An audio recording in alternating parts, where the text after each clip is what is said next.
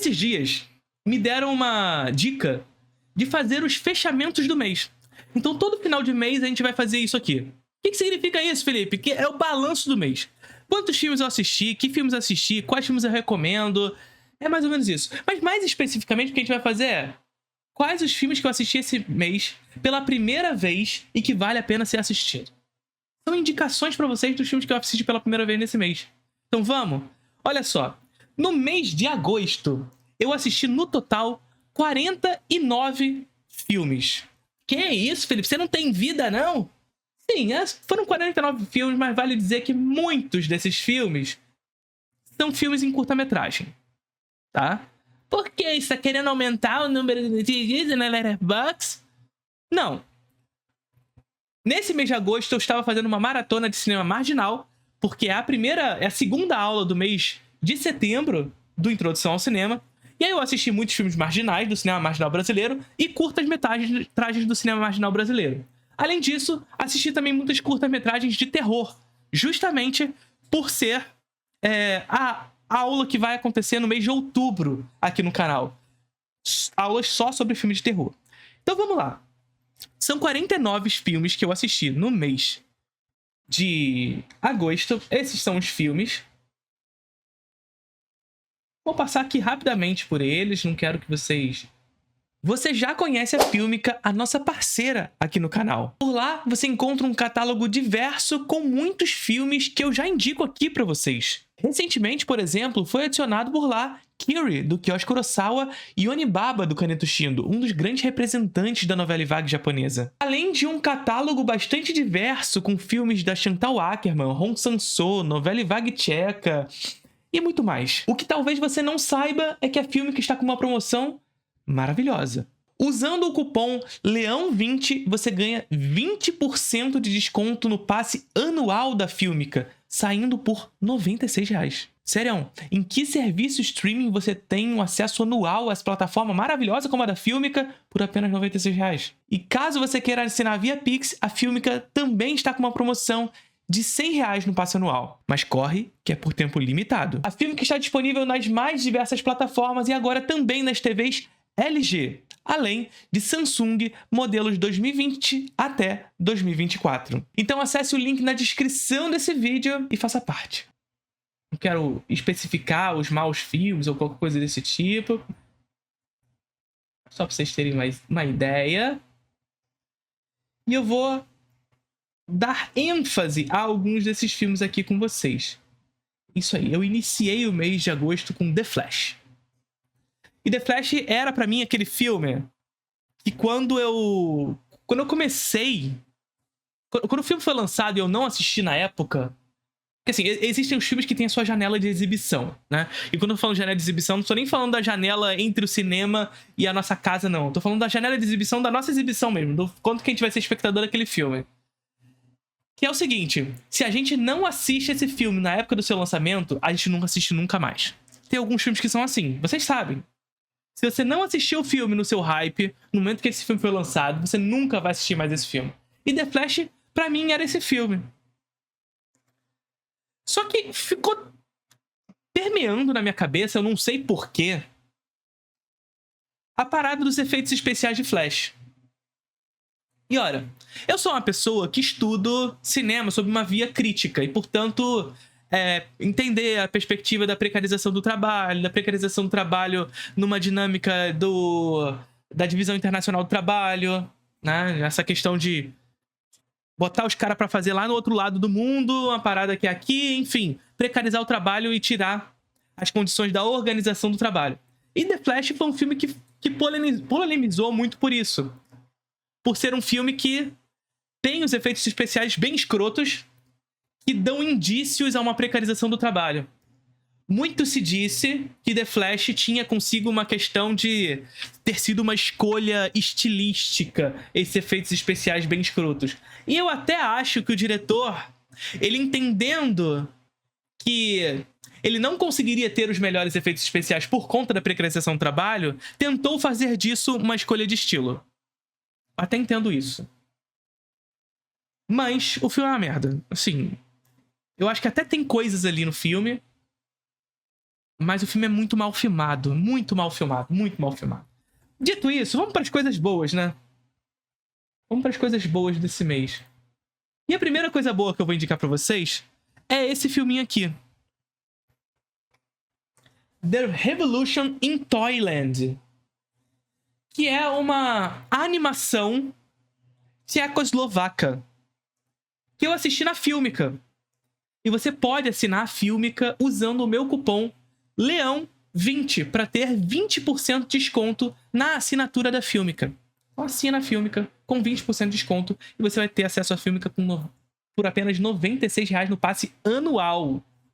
E esse curta-metragem está disponível na Filmica. Revolution in Toyland. Revolução na Terra dos Brinquedos. Nada mais, nada menos conta a história... É um curta-metragem que vai contar a história de um cara que faz brinquedos. Isso aqui é o prelúdio... Só pra você ter uma ideia, tá? Isso aqui é um prelúdio de Toy Story. E eu já disse pra vocês que a Disney, a Pixar, tem como inspiração a animação tchecoslovaca, tá? Isso é muito claro. Isso é... Eles falam mesmo. A animação tchecoslovaca foi uma inspiração muito grande para a Disney e para a Pixar, em determinado momento. E Revolution in Toyland, ele vai contar a história desse artesão de brinquedos que faz um brinquedo zoando com Hitler.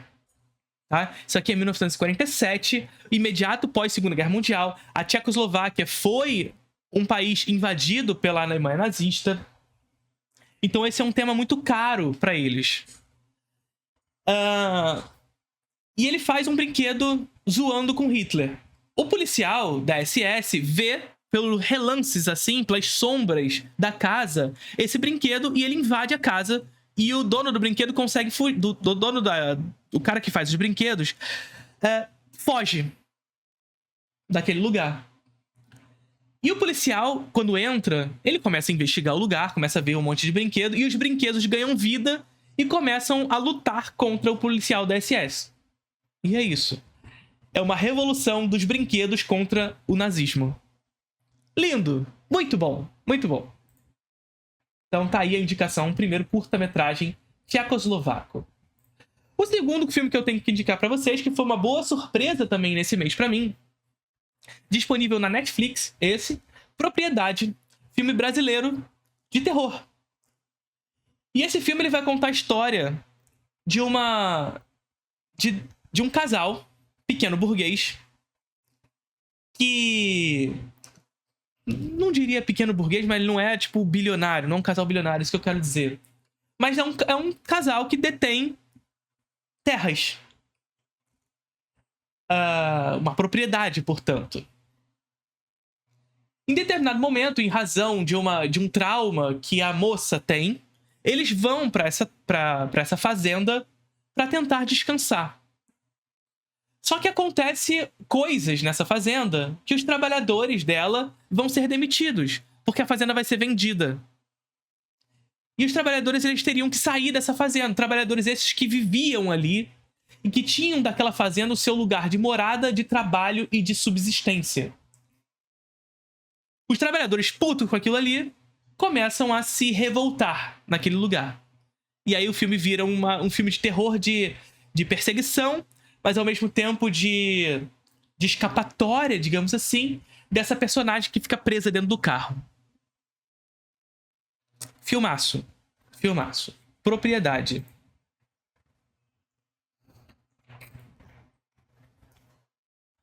Um terceiro filme que eu tenho pra indicar pra vocês, de agosto. Assim, agosto foi um mês muito bom, assim. Foram muitos bons filmes. Não são todos os meses que são assim. De verdade. Não sei nem como é que vai ser em setembro. Mas em agosto também eu assisti House, ou Houseu. Filme do... Esqueci o nome dele agora. Como é que é o nome do diretor? Nobuhiko Obayashi. Que é um filme de terror experimental, de 1977. Um filme que tem um aspecto cult muito marcado e que por muito tempo eu não assisti. Esse era um filme que estava na minha watchlist há muito tempo. E eu fui assistir pela primeira vez em razão da participação do Trecheira Violenta lá no Desencontros, que falou assim, porra, assiste esse filme. Não só isso, como o Oswaldo tava vestido com a camisa de House. Aí eu, porra, eu tenho que assistir. Vou chegar em casa, vou finalmente tirar esse filme da lista. E foi o que eu fiz. E é interessante, porque House é um filme que parece estar na terceira geração do pós-bombas no Japão. Né? Porque, veja, o trauma das bombas no Japão foi um trauma muito marcado na história do Japão. E os filmes do imediato pós-Segunda Guerra Mundial tratam esse trauma das bombas de uma maneira específica, muito direta, muito... porque o tempo é muito recente. Então, se vocês verem os filmes do próprio Ozu, do Mizoguchi, filmes como Intendente Sancho, O Haru, não são filmes sobre a bomba, mas são filmes sobre o trauma da bomba. Mas se vocês verem também filmes do Naruse, como Nuvens Flutuante, são filmes que vão tratar da Segunda Guerra Mundial e do trauma da bomba. Em contrapartida, nós temos uma segunda geração de cineastas na década de 60, que vão fazer também filmes sobre o trauma da bomba, já sob uma perspectiva da novela vague japonesa. E nós temos uma terceira geração de cinéfilos, de cineastas na década de 70, que é o caso de House, que vai tratar desse trauma da bomba, mas aqui de uma maneira um pouco mais distanciada no tempo, se permitindo brincar com essa relação de maneira sádica, de alguma maneira. Algo que acredito que não fosse possível ser feito lá na década de 40, 50. Essa brincadeira meio sádica com esse passado do Japão, com esse passado traumático. Então, assim, um filme de terror bastante horripilante de alguma maneira, mas ao mesmo tempo cômico em alguns lugares por suas escolhas estilísticas. House vale muito a pena. Um quarto filme é esse aqui, gente. Puta que pariu. Isso aqui foi uma gratíssima surpresa que eu tive. Também assistido em razão do episódio do Trecheira Violenta. Também assistido em razão do episódio com Trecheira Violenta no Desencontros. A Calça Jeans Assassina. Cara, o filme, ele tem um terror frontal, um terror direto. Não tem nada de complexo no filme. É uma calça jeans literalmente assassina que vai matar geral numa loja. Uma loja, assim, que é visitada por grandes influencers, etc. Só que essa loja ela tem uma forma específica de se organizar, onde, em um determinado dia, e aí vai discutir precarização do trabalho, por exemplo. Assim, é isso, o terror, mesmo que simples, mesmo que frontal, pode discutir questões profundas, que eu sempre falo pra vocês. Então o que vai acontecer? Vai ter um dia que a loja vai fechar. Vai ter uma quarentena, onde todos os trabalhadores vão trabalhar dentro dessa loja por 24 horas. Para organizar essa loja para sua abertura, para o seu lançamento. Para o lançamento da nova coleção, melhor dizendo. E um desses lançamentos é a calça jeans assassina, que é uma calça jeans que se ajusta no corpo. Então ele vai discutir precarização do trabalho, ele vai discutir indústria da moda, vai discutir padronização da moda, padronização do gosto, vai discutir divisão internacional do trabalho. Porque as roupas, elas não são produzidas nos Estados Unidos para aquela loja, ela é produzida na Índia. Tá ligado? O filme ele vai discutir todas essas questões. Eu não vou dar pra vocês qual é a reviravolta, porque ele vai discutir divisão internacional do trabalho, porque divisão internacional do trabalho é, inclusive, o motivo pelo qual a calça jeans assassina mata. Mas o porquê que ela mata por causa da divisão internacional do trabalho, só assistindo. Mas é trashão, tá? É um filme trash. Que vale muito a pena ser assistido. Assistam, Calça Jeans Assassina. Um quinto filme indicado aqui pra vocês é A Fêmea do Mar. Eu vou baixar um pouquinho aqui, porque talvez isso aqui possa prejudicar. A Fêmea do Mar, do Odi Fraga. Filmaço. Tá? Filmaço. Filme pertencente ali na época da época da pornochanchada brasileira, do cinema erótico brasileiro, e que vai contar um pouco a história sobre uma família, mãe e 2 filhos, um casal de filhos, que essa mãe vê o seu marido indo ao mar, ele é um marinheiro, um pescador, ele vai ao mar e ele nunca mais retorna. E essa moça, ela vira uma pessoa meio ilibada, justamente porque perdeu seu marido, está esperando esse marido, esperando a volta dele. E aí ela vira essa figura meio casta e tudo mais, até que chega um forasteiro do mar. E esse forasteiro passa a criar nessa família uma tensão sexual. Uma tensão sexual entre a mãe e o cara, entre o cara e a filha, mas entre a própria família. Só assistam. Só assistam. A Fêmea do Mar, de Odi Fraga. Foda, tá? Foda demais. Mais um filme. É tipo o Boto Cor-de-Rosa. É quase isso. Mais um filme. Memórias de um Estrangulador de Loiras. Pica. Filme do Júlio Bressani, do cinema marginal brasileiro, realizado no exílio do Júlio Bressani em Londres.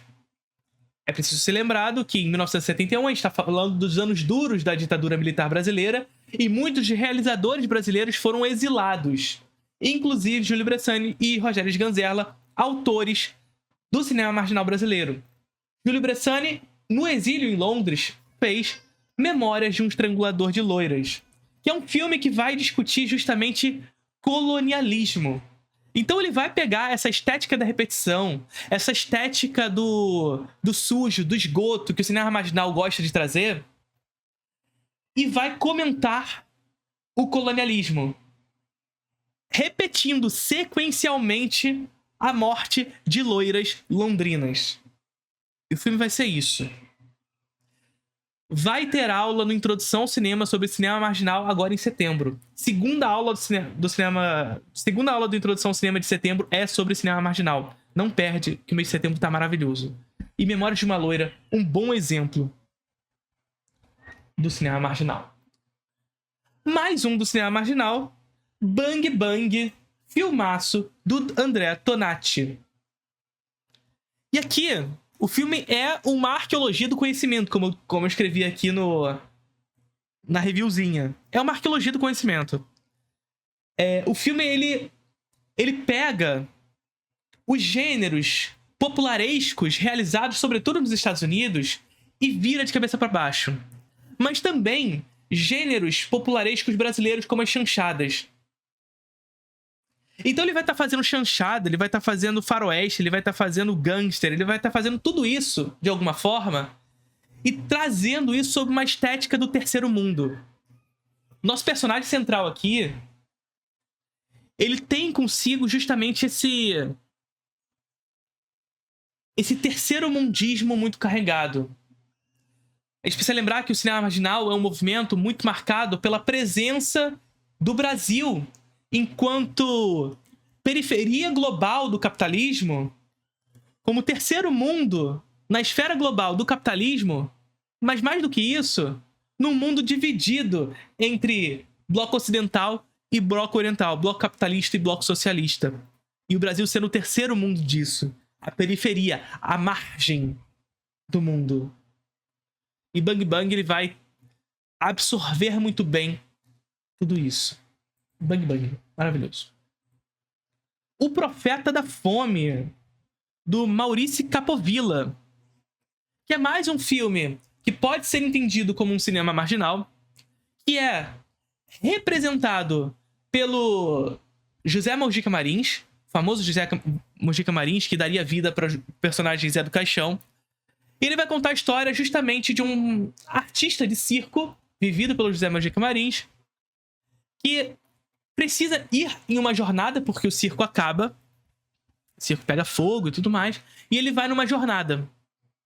E nessa jornada, ele chega numa cidade. Nessa cidade, ele cria um espetáculo a céu aberto, onde ele se crucifica. Ele crucifica a ele mesmo. E nesse momento, a igreja e a política no lugar enxergam ele como um grande herege. E o prende. Na prisão, ele descobre na fome um modelo de negócios. É um filme que fala sobre Brasil, sobre fome, sobre esse momento histórico da marginalidade do Brasil frente ao mundo, mas a marginalidade do povo brasileiro frente a essa lógica capitalista. Lindo demais. O Profeta da Fome. E por falar em José Mujica Marins, evidentemente agora um filme dele de fato. À meia-noite encarnarei no seu cadáver. O segundo filme que se inicia com A Meia-Noite encarnarei na sua alma. Ele vai continuar a história de Zé do Caixão, um coveiro que deseja criar o filho perfeito. E ele busca, a partir disso, a esposa perfeita, a mulher progenitora perfeita do seu filho. Só que é um filme que também comenta muito sobre o Brasil, sobre essa condição da marginalidade. Zé do Caixão é um personagem que profana símbolos religiosos, que come carne na sexta-feira 13 aí, na sexta-feira santa, que diz sobre os medos provenientes do culto ao divino, que desrespeita e profana esses símbolos religiosos, que dá luz de maneira quase que paradoxal ao que é o Brasil de fato, a esses medos provenientes da cultura nacional. Foda.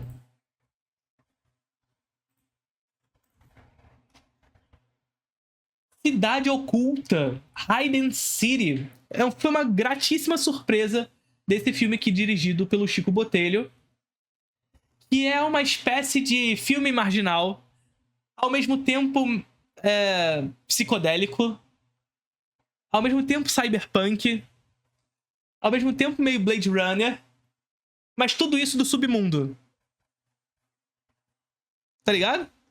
Então, Cidade Oculta é um filme sobre a megalópole de São Paulo, só que sobre o submundo da megalópole de São Paulo. Sobre os marginais da megalópole. E quando eu digo marginal, eu tô falando daqueles que estão à margem da sociedade. Então, assim, pega esse caldeirão todo que eu falei da Cidade Oculta. Vale muito a pena assistir também. Vocês que falam que aí que cinema brasileiro não produz cinema de gênero, tá aí, ó. Cinema policial, sabe? Cyberpunk, marginal, tudo isso ao mesmo tempo. Isso aqui foi um filme que eu assisti hoje, gente. Esse é um curta-metragem que eu assisti hoje. E foi, assim, aterrorizante. Eu pretendo assistir esse filme aqui. Eu não sei se esse filme aqui vai pegar direitos autorais. Mas eu quero muito assistir esse curta-metragem com vocês em live. Muito. E assim, tem que rolar um jogo desse cenário aqui. E vocês vão entender quando eu assistir com vocês.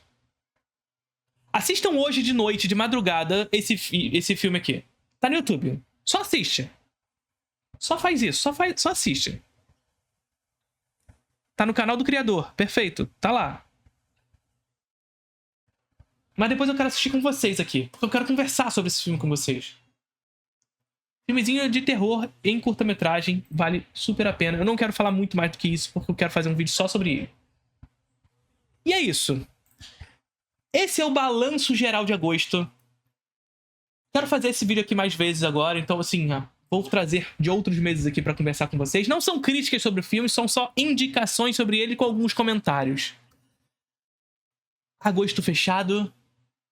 Que comece setembro. Tá vendo aquele vídeo ali? Exclusivo pra membro. E eu preciso que você seja membro aqui do canal porque você é o meu patrocinador. Eu preciso que você me ajude, porque me ajudando, sendo membro aqui do canal, você não só tem acesso a conteúdos exclusivos produzidos pra você, não é só uma ajuda, você também faz com que esse projeto possa continuar acontecendo. Bom? Curtiram o vídeo?